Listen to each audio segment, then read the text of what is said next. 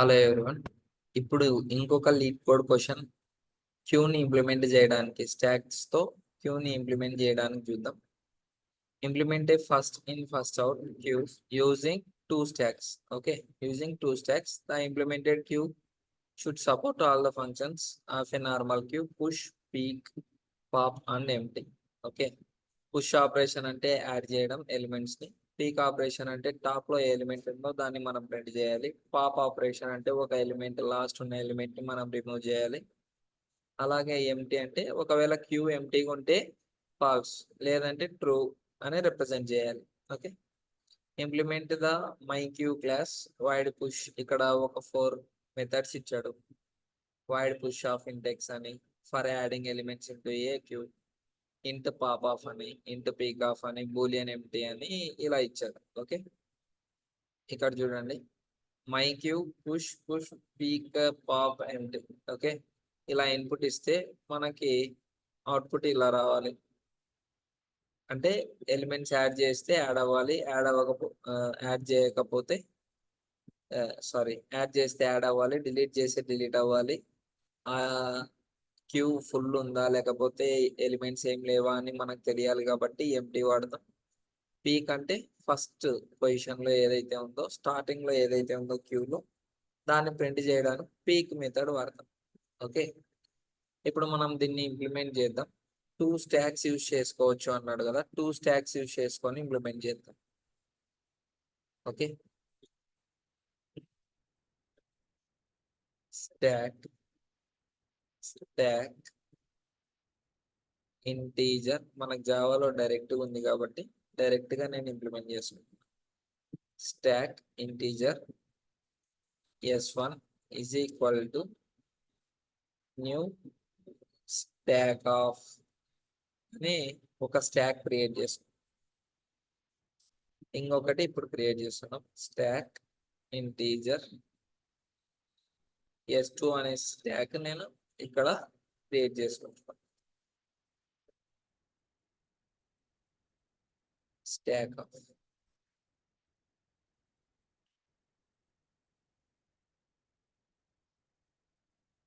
Okay, ఇప్పుడు నేను ఈ మై క్యూలో ఏదో ఒక వాల్యూ ఉండాలి కాబట్టి ఇంట్ వై అని బయట డిక్లేర్ చేసుకొని y ఈజ్ ఈక్వల్ టు 0 అని ఏదో ఒక వాల్యూ రాసుకున్నాం.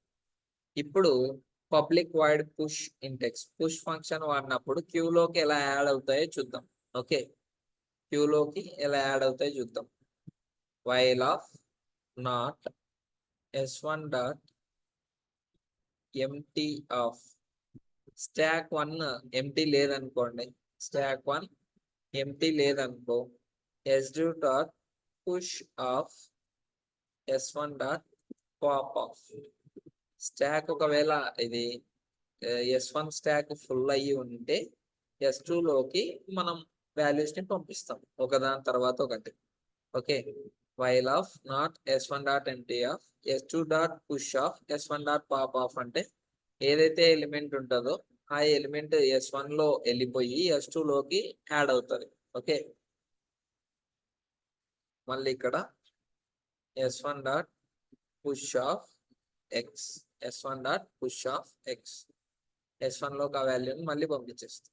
Okay, while of not s2 dot empty of s2 dot empty of ఇక్కడ s1 dot push of s1 dot push of s2 dot pop of s1 dot push of s2 dot pop of. ఒకవేళ second stack full అయి ఉంటే okay, not s2 dot empty of, not s2 dot empty of అంటే ఒకవేళ full కాకపోయింది, ఇది empty కాకుండా full అయ్యి ఉంటే s2 stock మనం s1 లోకి పంపిస్తాం.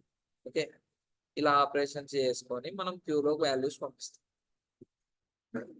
ఇంట్ పాప్ ఆఫ్ అంటే లాస్ట్ ఎలిమెంట్ రిమూవ్ అవ్వాలి కాబట్టి మనకి ఇక్కడ డైరెక్ట్ ఫంక్షన్ ని ఇక్కడ నేను డైరెక్ట్ వాడేస్తాను. ఓకే, పాప్ అనే ఫంక్షన్ ని మనం డైరెక్ట్ గా వాడేస్తాం.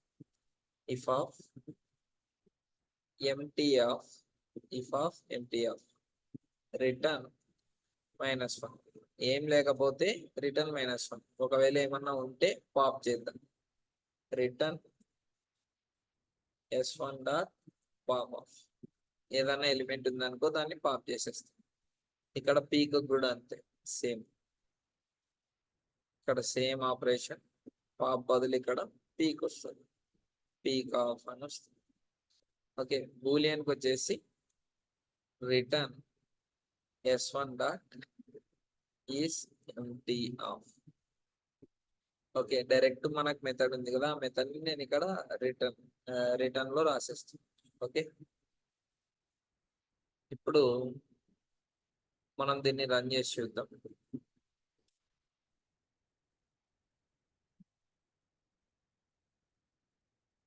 ఇక్కడ ఏదో 2 zeros అని ఇంకొకసారి రన్ చేద్దాం.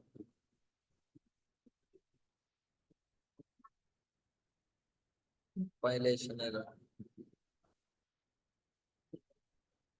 ఇక్కడ ఇంటీజర్ అని రాయాలి, ఇంటీజర్.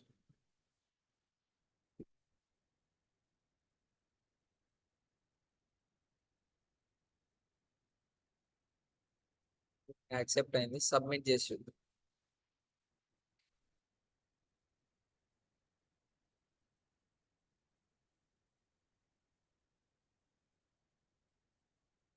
ఓకే, అన్ని టెస్ట్ కేసెస్ ఉన్నాయి.